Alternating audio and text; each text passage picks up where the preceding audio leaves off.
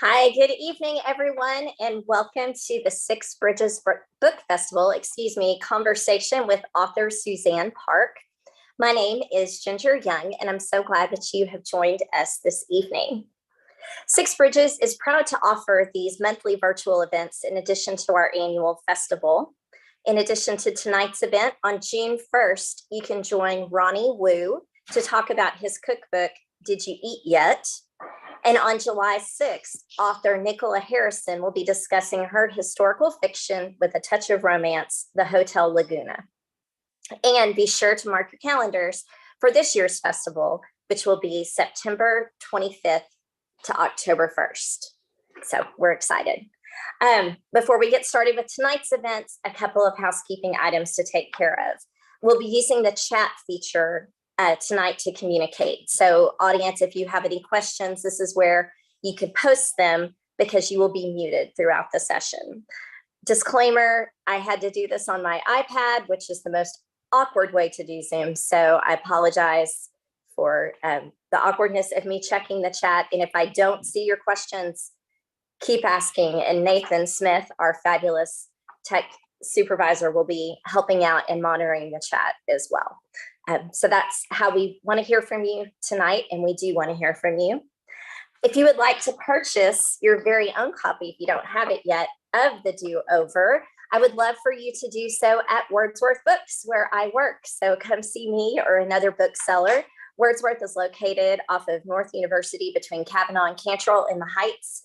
And if you're not in the Little Rock area, you can order online. We do offer shipping. So www.wordsworthbookstore.com. So we'd love for you to get Suzanne's book, and we'd love you to get it from us.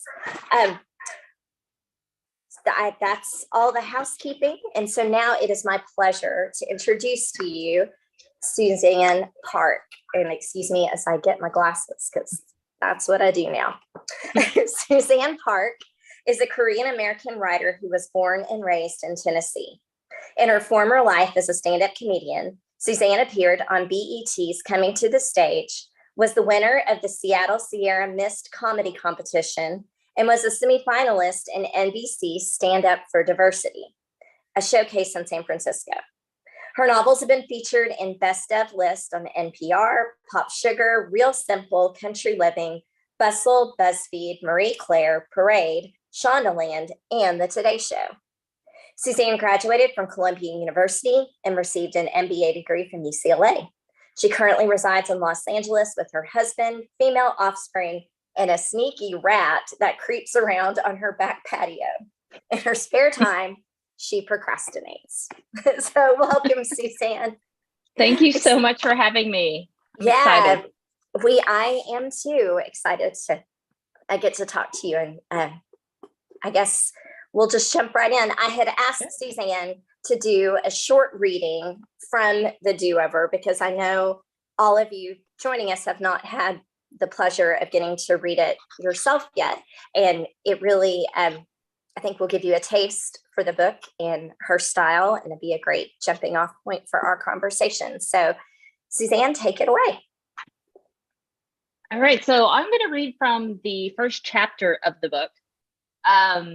And I'll leave on a kind of cliffhanger. So nice. I never know how long to make these, so I'll try to keep it short and sweet.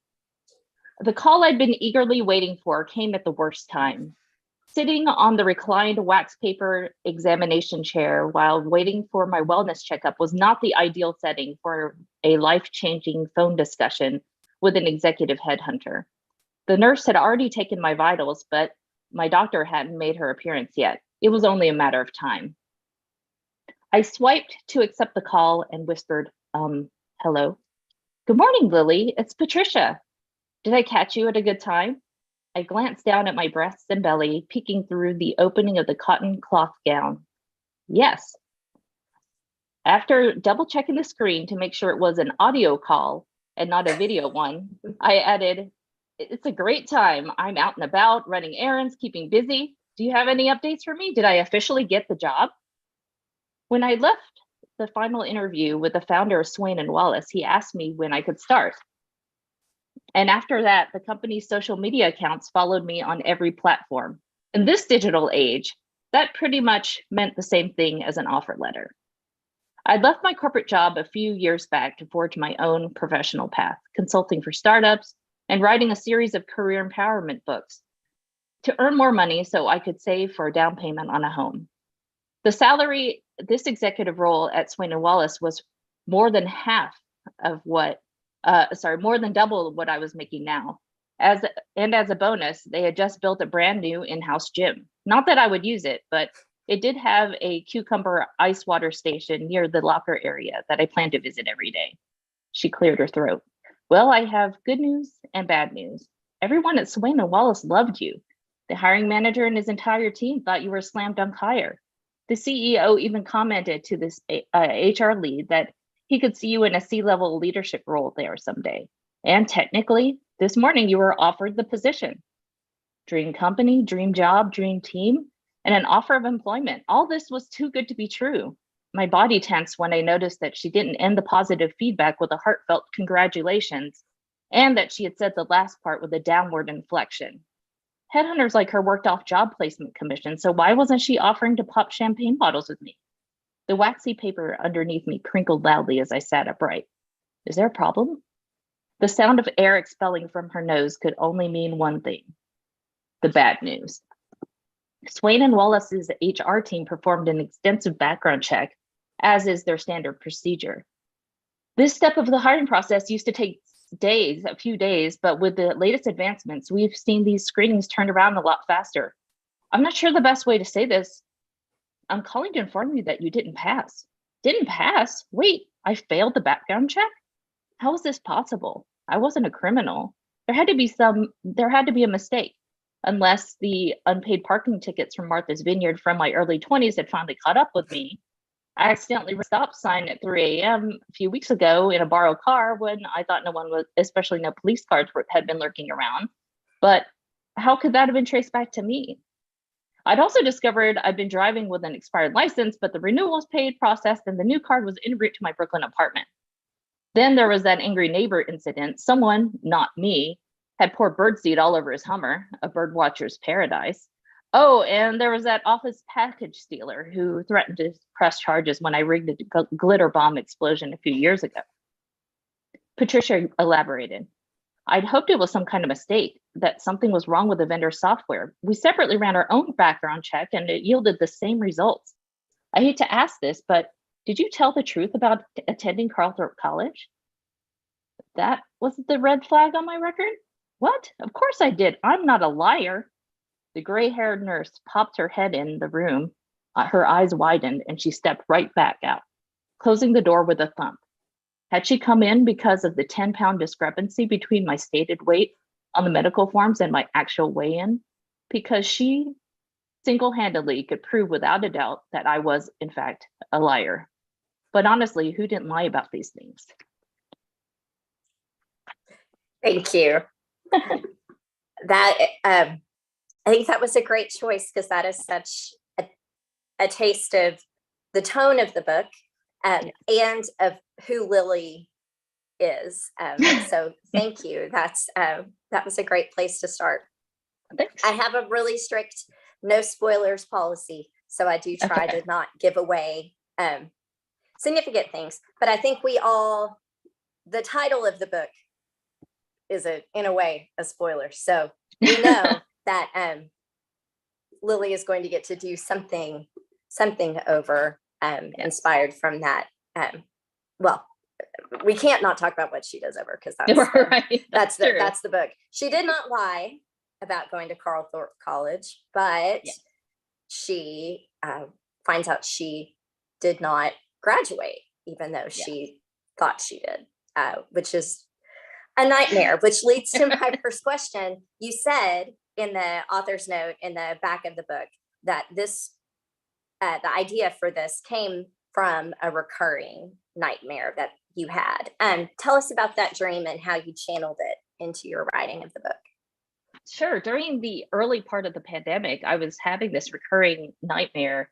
It was an anxiety dream that I had periodically throughout my life, probably starting in high school. And in this dream, I am in a classroom on the day of the final exam, and I have to take the exam for a class that I didn't actually sign up for.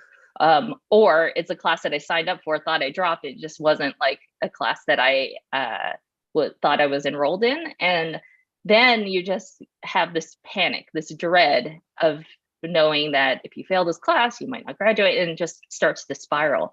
At my book events during my launch week, I asked the audience at both of the first two events, how many of you had this type of dream, whether it is in high school where you can't get your diploma, whether it's a class in college, or whether it's in the professional setting where you have like a presentation and you don't have the slides or you're not prepared.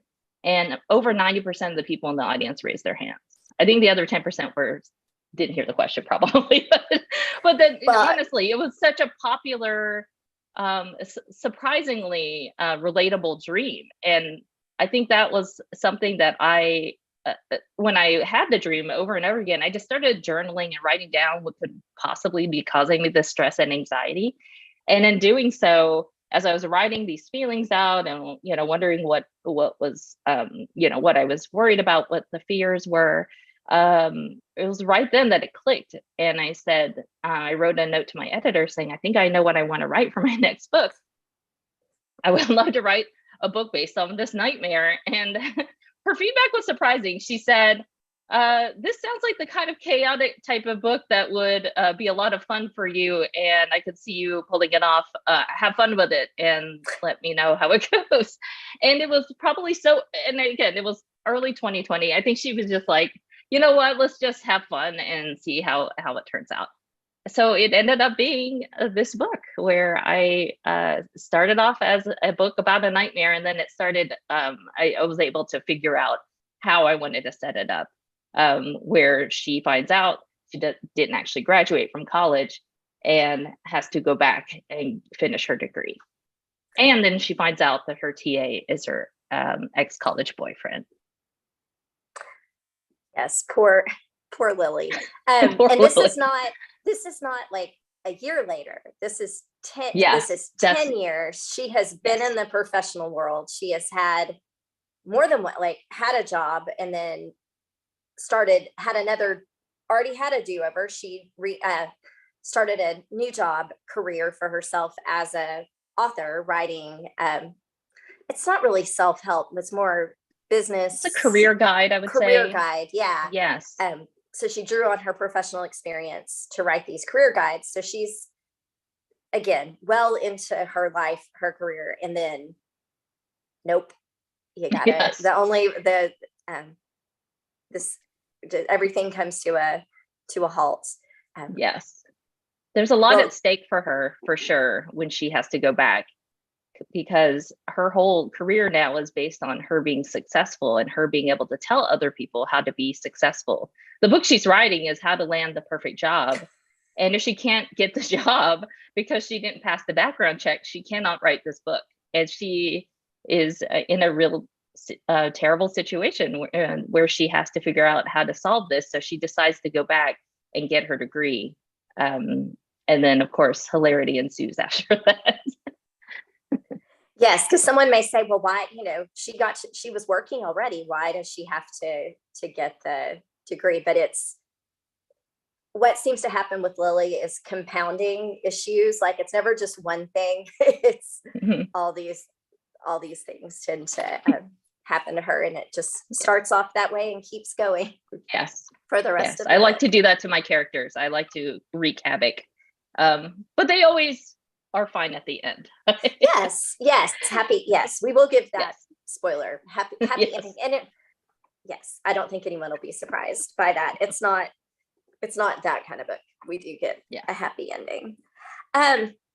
Which leads kind of into my next question, about what kind of book you consider this. Because in that same author's letter where you talked about your dream, you described your works as adult contemporary novels that include themes of women's empowerment, self-discovery, and the pursuit of love, which I find that's a very accurate description.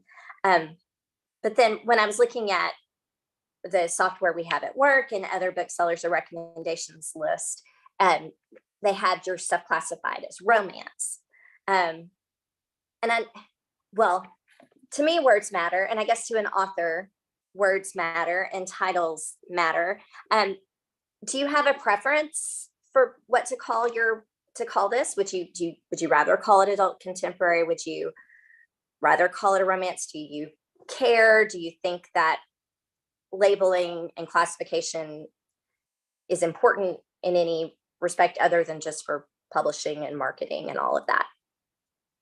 It is hard to say, because in the end, when people find my books, the classification does matter, I think, on who discovers my book and what they're looking for.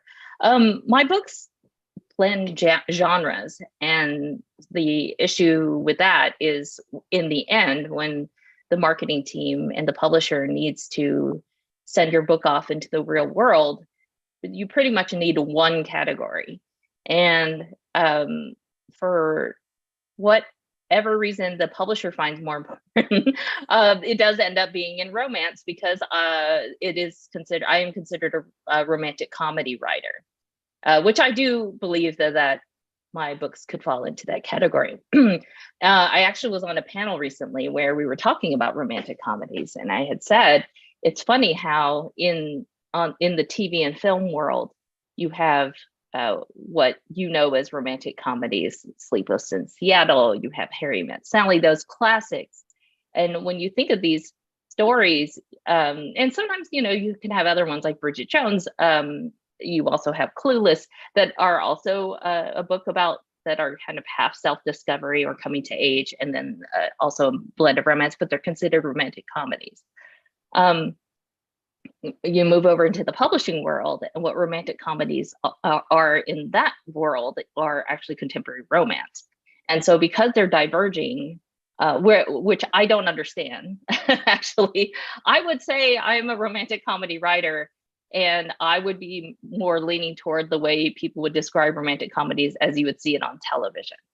And that goes with a lot, whether it's what types of scenes you see in terms of closed door scenes, whether it's kissing and hand holding, all that sort of stuff is in my book. It's just that I wouldn't consider it the way publishing describes or classifies contemporary romance. And because of that, I don't know if it really belongs in the romantic romance category necessarily, because it does blend genres. And I would say, if I had to say, using marketing terms that publishing uses, I would say it blends women's fiction and romance, because there is not a romantic comedy category necessarily.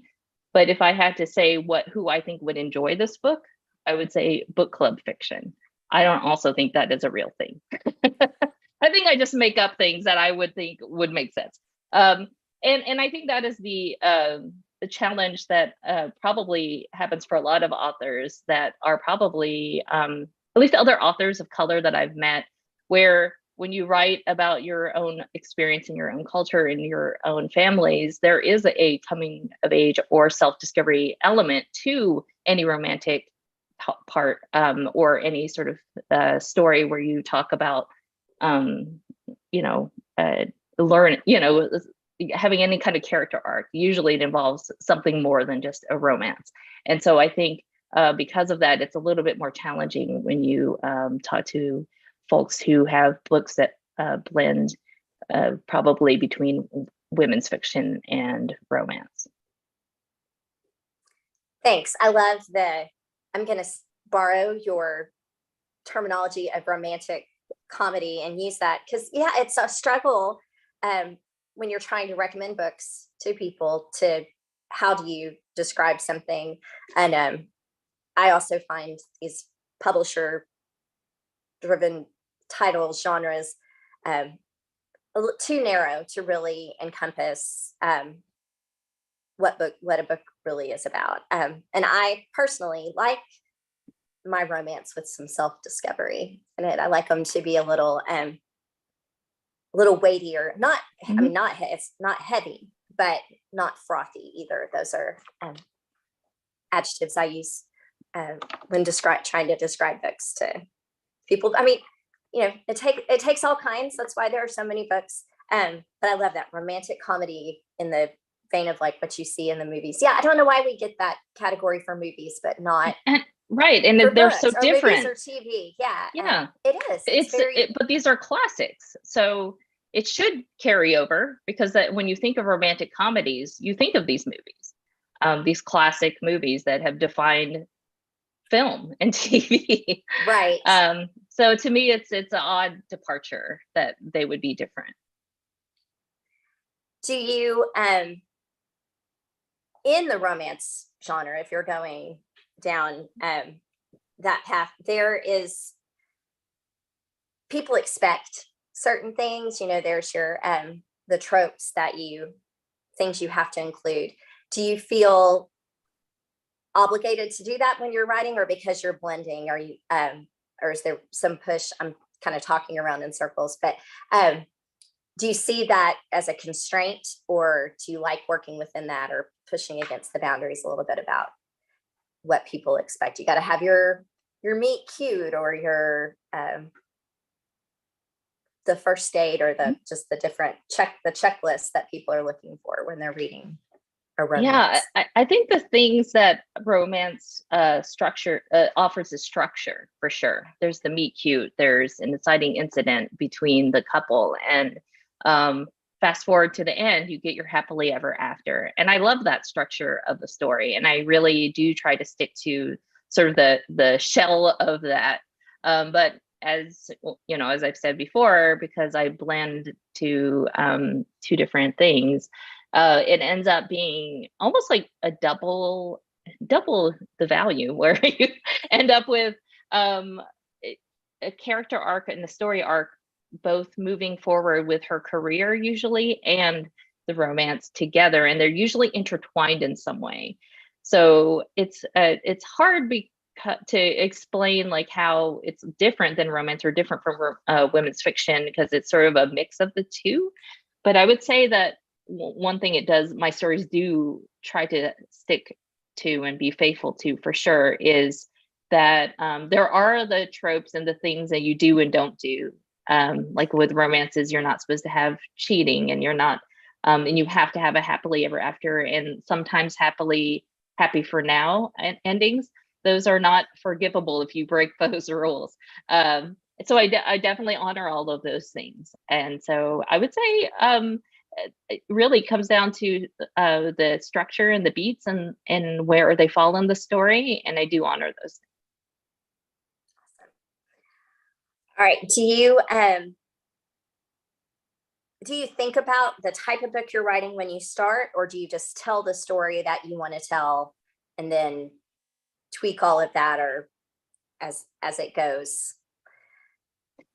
I usually figure it out while I'm writing it. So when I pitched this story, obviously saying, "Hey, I'm going to write a book based on a nightmare," having this character go back to college 10 years later, wouldn't that be awful? And then wouldn't it be even funnier if her her TA ends up being her ex-boyfriend, just college boyfriend, and it's just like a real nightmare for her.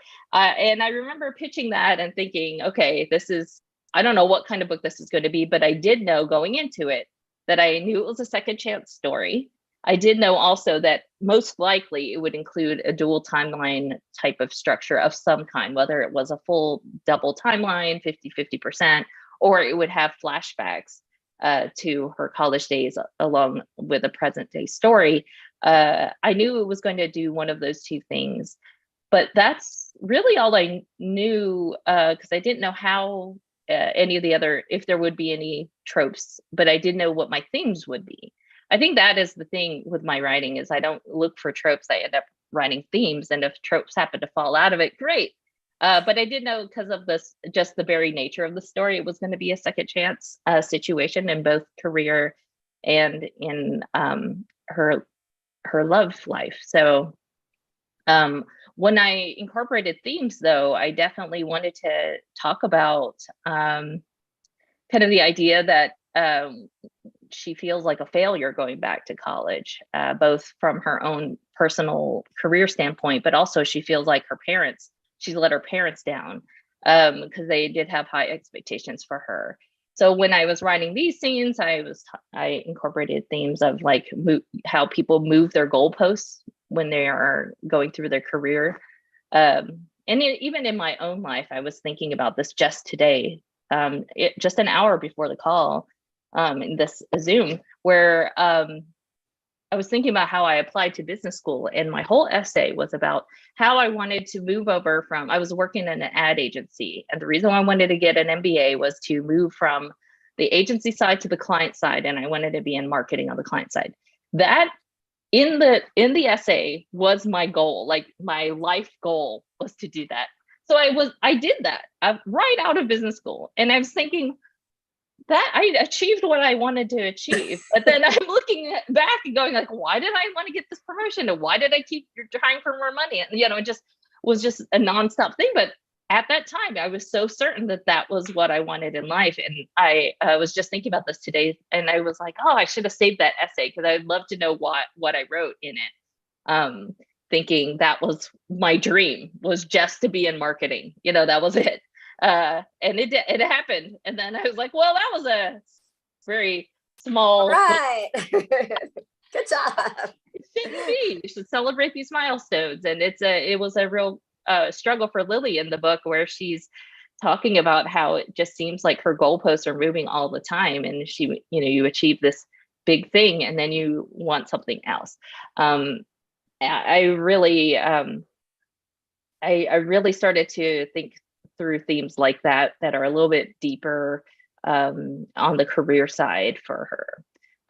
But yeah, I think in the end, when I turned it in, my editor had read it and she wrote back, I really love a second chance fish out of water story. And I was like, that's what I wrote. Yeah.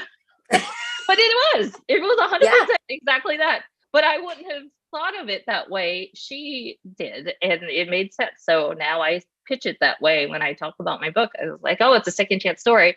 And I definitely include the fish out of water part, because it's so funny to me when she is back in school 10 years later and is like, it's as if the other kids are aliens to her. She hasn't, it's been 10 years, but it's a different generation for her. And just the idea of like millennials versus Gen Z, and she is like out of her element. Definitely. Awesome. I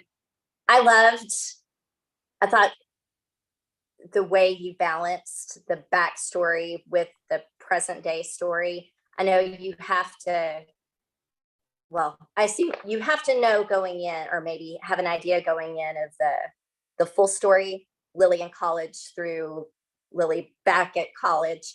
But we, the reader, get it in pieces, and the way you reveal that to us, we don't get it all right away. And particularly the Jake breakup, where that was placed in the book, I thought that was done so well, because I love to take a roller coaster ride with my characters, and just when you think, oh, he's so dreamy, he's Jake, and then like, and I won't give spoilers, but I was like, yeah. And so breaking that down, I loved that. So that just kind of came through as you were writing, deciding when to reveal to us the past, as opposed to writing a through line chronological. Here's Lily as an undergrad. Here's Lily as a professional. Here's Lily going back to school. The primary story is her present day. So when I was writing it, I was mostly thinking about that. And then when I, as a writer, or trying to think of it as a reader, reviewer, what would I want revealed at what time about her past? Most of it came organically, where you knew at some point you have to, when you're talking about her past, you find out at the beginning, kind of early in the book, that she didn't have the greatest college experience. And she's, it's very open about it. And she's actually with her best friend a lot of the time, who was from her college. And then she's also professional. For some reason, she's still hanging out at her apartment, which I thought was so fun to write. But it's like, why are you still here? So she she's also part of this backstory as well. And so when you look back at her college life before, you have to figure out how your past shapes who you are now. And you can see some of the things that happened to her and how they affect her present day, both just socially, financially, romantically. And when I was trying to figure out when to put in the past scenes, most of them are organic. And then I did want it to be chronological, though. That was one decision I had to figure out too, is would it be confusing if I just did random scenes? It did seem too chaotic to me. So I did make sure they were both linear and kind of in lockstep.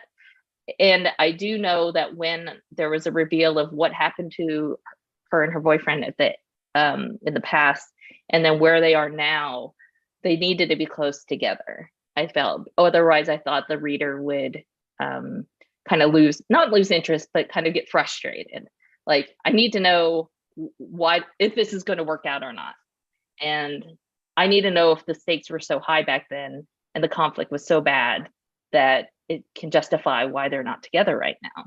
And I hopefully was able to achieve that for whoever's reading it. For me, yes. Because I trusted Lily. So I was like, well, she's got her reasons. Like she, and so then to see, it was like, oh yes, that's a good reason. That is a good reason to be leery and cautious about this second chance with this guy.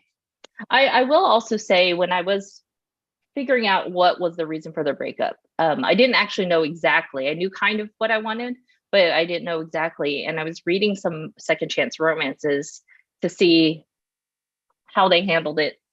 Usually, the romances that I read were just only about the romance between the two characters. So there's so much at stake. It's so much about their past and present intertwined that it was like it was just not probably the best exercise as far as like researching. But some of these reasons for a breakup were so big and extreme that it didn't even seem right for Lily and Jake to do something even remotely the same. Because if you think back to high school and when you're in your teens and 20s, when you did date and then break up with somebody, it could be for the smallest thing. And so I just had to, for me, I wanted to make sure it was bad enough where you understand why they're not together, but you also, and try not to spoil things either, but you also found it realistic that it could actually happen to somebody this way. It wasn't like some like crazy string of events where there's so much trauma and chaos that happened where it was just devastating. I didn't want that, because I didn't think that was this kind of story, because it is a comedy and it also is just not how I was setting up the story to be. I did want it to be bad, but not traumatic bad. That's a great descriptor for it. Yes, because one of the things I enjoyed the most about this book is how relatable it is. We are, for lack of better, you're immature when you're in college. You don't think you are when you're there, but with the gift of hindsight that Lily has going back later, like you realize, yes, I was young and I didn't necessarily make the best choices or the most rational choices, or I wouldn't do it again that way. So having that gift to do it again. I love, you talked about her best friend, Mia. This was a second chance. I felt like this book was a second chance for lots of characters, not just for Lily. I mean, Mia was obviously kind of relived the fact that she keeps going, leaving the city and going to the small town and going and hanging out in the college apartment and wanting to go to frat parties and do the things. Because I guess her undergrad experience was similar to Lily's, and that they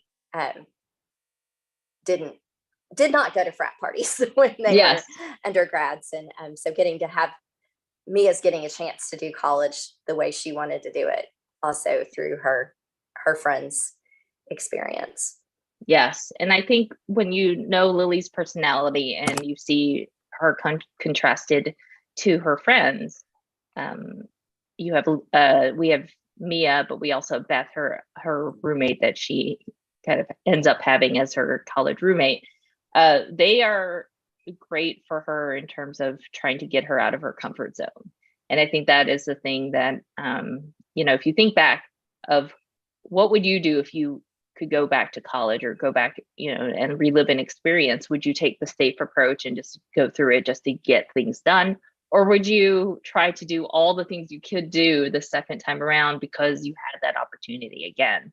And I think that really was something that was different for her, Lily, and her how her friends would handle. So I think it was a good thing for her to see and maybe possibly have her try different things. Awesome.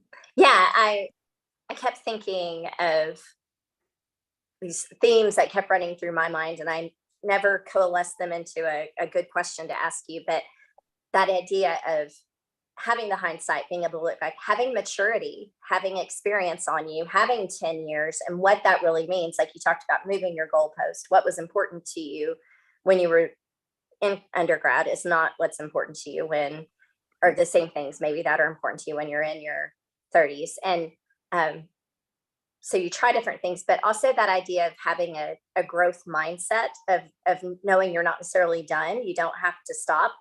Like you said, I wanted to get this MBA to do this specific task, and I did it. But now there's a whole lot of life ahead of me. So what do I do now? And Lily particularly taking the computer science class, which is what Jake is the TA for. So that brought them together, but it also helped her see something new about herself that she didn't know she could do, which I love that. So second chances, and for all of us, it's not like you do get the second chance romance, which is great, but that we're not done. We're not finished at any age. And I am definitely not, I'm definitely older than Lily. But I still feel like I'm not done. I've got chances and opportunities to do different things too. So I like the encouragement of that. And like I said, it was relatable for sure.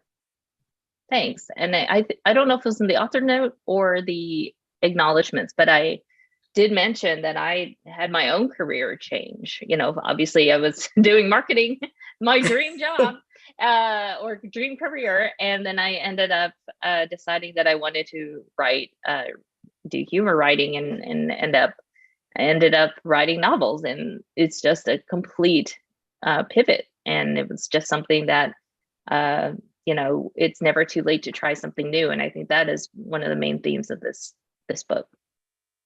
Absolutely. For so many of the characters, not just our heroine Lily. Mm-hmm.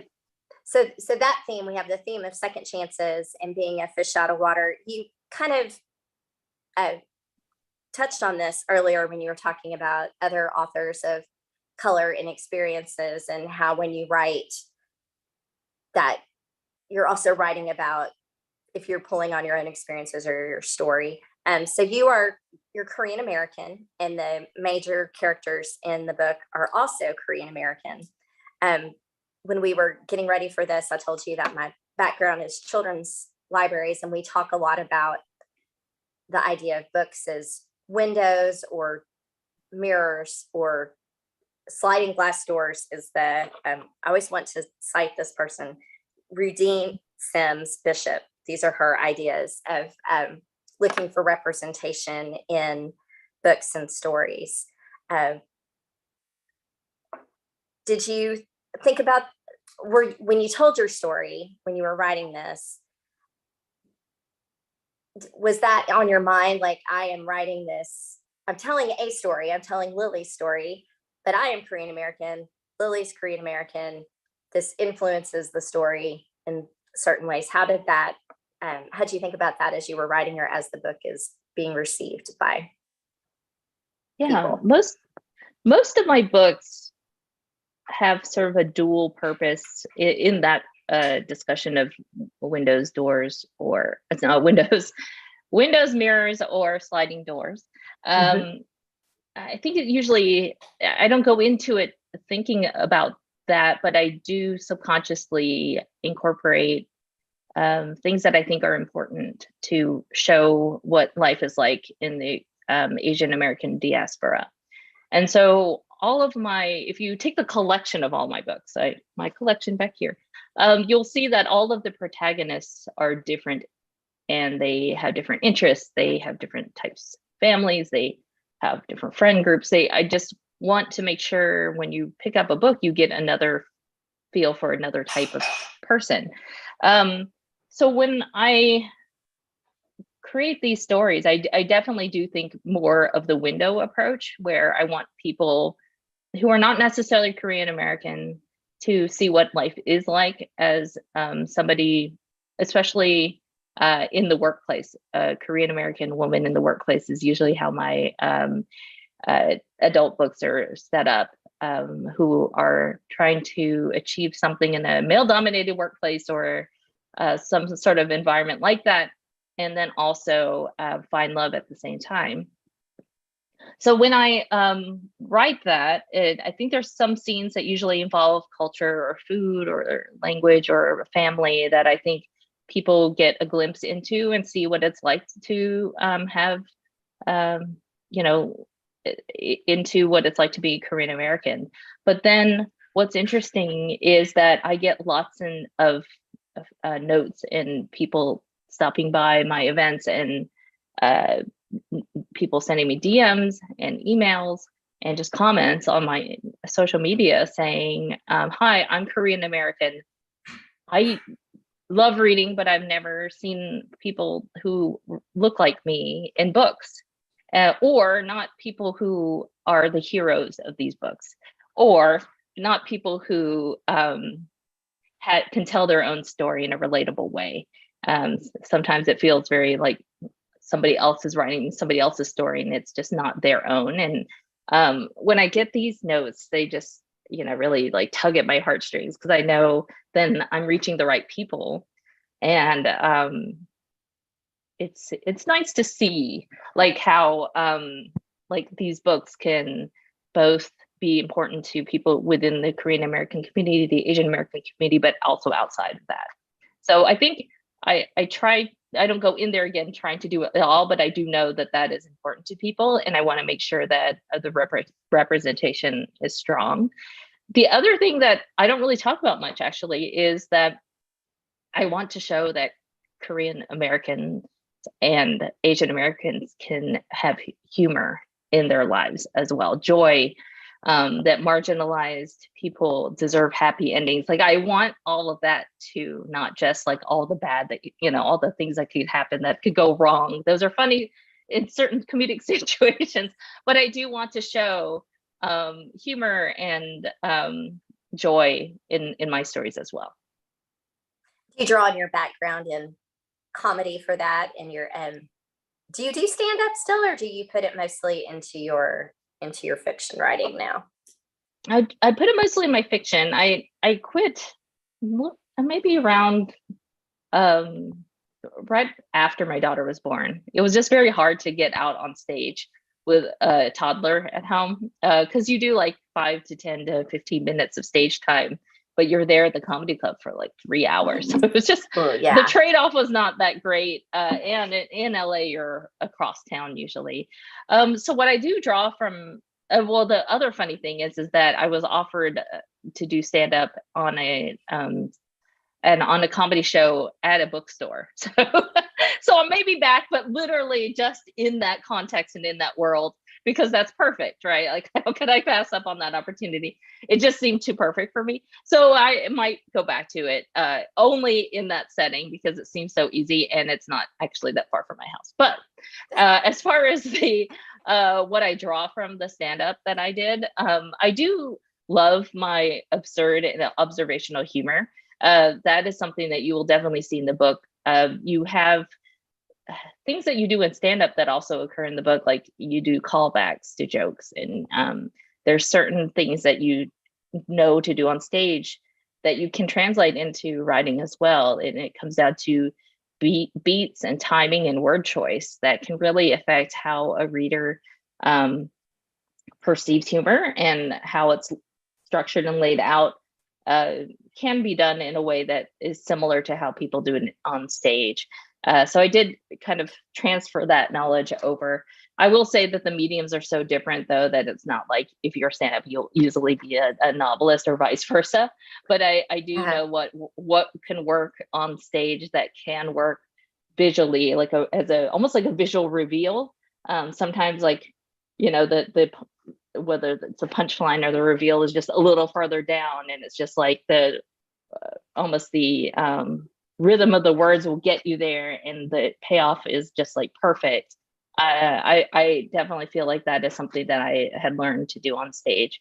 So yeah, I think that it did help me to do stand up first, because I do think I also know the economy of words to get to a funny outcome too, and so I don't go too extreme on, you know, laying out a big scene without that big of a payoff. Well, that's great. I'm thinking now back through the rhythm of it and the jokes and the way, yeah, it wasn't immediate. It wasn't always like, but you know, immediate. But you got it, and then almost I can hear in my head I'm going, but don't bump, because it's like, oh yeah, the joke hit. That's when it was the moment that it came. Yeah. And the type of stand-up that I did was not just one-liners. I was a situational, here's a funny thing that happened, and then a twist to an ending that you didn't expect. I would just do these almost mini anecdotes. So the type of humor that I presented on stage wasn't that different than the type of humor that I do here. I think if I were doing, again, all physical comedy, or it was all one-liners, that would be probably not something I could bring to page. But I do think that the way, you know, it's like, oh, well, let me find something absurd that's happening in real life, provide commentary, and then have some funny ending that people aren't expecting and are probably something also that you have not seen before. And then that is kind of my brand of humor, I would say. That's great. Yeah. In our last bit of time together, and I kind of changed the time. We've talked about the book being funny, and it is, but as I said earlier, I like a little meat in my books. I like things to be a little heavier, have a little more substance. And this, for all its lightheartedness, for all things, it does. You chose to tackle some pretty challenging issues. You said there's an author's note at the beginning of the book. And so I know I said I wasn't going to give spoilers, but it's not a spoiler, because you know, as a reader, before you ever start reading, that Lily is dealing with some mental health challenges, because you say it right from the beginning. I'm going to read my question so I'm not just babbling. You start this note by saying your original pitch did not include these themes. How did these evolve into the work, and why did you feel it was important to give the reader a heads up that these things were going to be in the book? Yeah. So when I started off writing this book, I knew as far as the humor of her going back to college was concerned, there's movies, for example, that have done that, whether it's Old School or that Melissa McCarthy movie. But I knew it wasn't going to be just that, like that type of humor. Because I think for Lily, being a Korean American high achieving professional, she going back to college would be devastating on many levels. And so when I started writing this book, or knew I was starting to draft this book, I knew what types of themes would likely come up. And a lot of them ended up staying. So I do touch on or include imposter syndrome, high functioning anxiety, parental expectations, and moving goalposts. And I wanted to do it all in a way that was realistic. And, you know, I've actually had mental health professionals reach out to me who are readers and say that it was very accurate and well handled in terms of being, you know, just making sure I handled it with care and it be accurate. And so that to me makes me happy, because it was kind of a mix of things that I had learned from reading about certain mental health issues, to listening to podcasts, to talking to family and friends with real accounts of what it's like. I personally have insomnia and ulcers, so I didn't need to research that, but but panic attacks. It wasn't just like, I know some people include panic attacks and then they kind of gloss over it, but I really wanted to know, and I could ask the trusted person, what did it feel like though? Like what was your body doing during this time? And so that part, for example, there is a scene there that was pretty much exactly as it was described, because I didn't want to change, anything to make it, it was nothing. I did want her to have, there'd be a reason to have it in the book. So again, just taking real accounts plus a lot of research and taking great care into it. I just wanted to make sure that people who are struggling, or people who know people who are struggling, could feel like they're seen. And specifically in the Asian American community, it's not talked about a lot. And I mentioned some of the reasons in the author's note of why there's a stigma attached to it. And I think the more that people talk about it and normalize it, I think it will help a lot of people in the long term. And you expressed that you were worried doing this, tackling these tough issues in a comedic format. But I don't know, for me, some of the best comedy draws from, like, it's a way to deal with that. I think specifically of why can't I think of his name? The guy who just had like a horrible year, went to rehab, and his newest show is all about basically how yes, they had an intervention. John Mulaney. John Mulaney, that they had an intervention for him, and then he goes to rehab, and that's his show, and it's hysterical but heartbreaking at the same time. But that comedy, that you can use comedy to process these things, and still respect them. I think still respect the seriousness of them, but do it through that lens, through that comedic voice. I do think coming at it with humorous, coming at a problem with humor, I think it can be a way to open the door so more people are more receptive to what you're saying. I think for my debut novel, when I was really nervous about writing about the gaming industry, because it was like about a female producer who is in the gaming environment, and she has to release this feminist video game in a male dominated work environment. And I remember thinking, I'm talking about this toxic environment. I don't know like how this is going to come across, but I know I have to tell the story.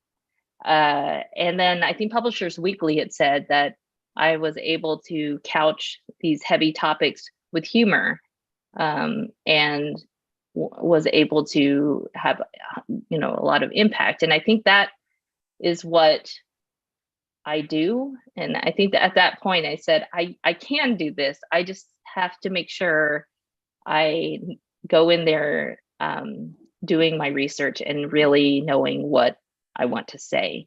And I think as long as I do that, I feel like what I do comes across as genuine and thoughtful, rather than just thrown in for drama's sake. Absolutely. And I hope, yes, I hope that comes across to the reader too. And again, for this particular book, putting in mental health issues in the Asian American community, I just have not seen that done very often, and not in a way where, and if it is, it's maybe not in a comedic way, or not also in a way where the character can figure out how to get to the next point without and getting through what they're going through. So I feel like that was something I really wanted to show. that it can be done for Lily. I think it just added to her relatability, that what we've discussed before, the maturity, that she is a different person 10 years down the road. And part of that is because she has gotten help, that she Yes. knows what to do when she has a panic attack. She knows to take the breaths, to not put herself into situations. She practices self-care in a way that she couldn't do in her 20s because she didn't know what she didn't know what she needed. And so that is just, again, another do-over. It's like, I get to do this again with good mental health, or at least knowing my issues and being able to, Yes. because you don't get over them, but you know how to deal with them, which as a undergraduate, she had no idea how to deal with it. I thought you did a beautiful job with I mentioned to you that one of my college professors would always encourage us when we were writing to show, not tell. And with Lily in particular, you showed all of her things, her anxiety, that panic attack scene was very effective. It does not surprise me to hear that you talked to someone about it, because it was so authentic. So you did a great job with that. But then I also loved the Beth talk. Her roommate's name is Beth, and she is a psychology major, and she talks about imposter syndrome. And that was also really effective too, to have that balance of like, I'm going to show you all these things, and now I'm going to tell you about imposter syndrome. And it just was great. So many things were balanced about this book: the humor, the serious issues, the representation, not just one kind of Korean. Lily says to her buddies in the Asian Student Association, there are all kinds of Koreans in diaspora. I mean, this is a very complete book that includes a romance. Going back to our beginning part of the conversation of what would we call this book? I would call it a great story that blends a lot of fun, humor, and issues that make it really relatable. So thank you for writing it, and thank you for talking with us about it. I've enjoyed our time together, and I can't believe that we have come to the end.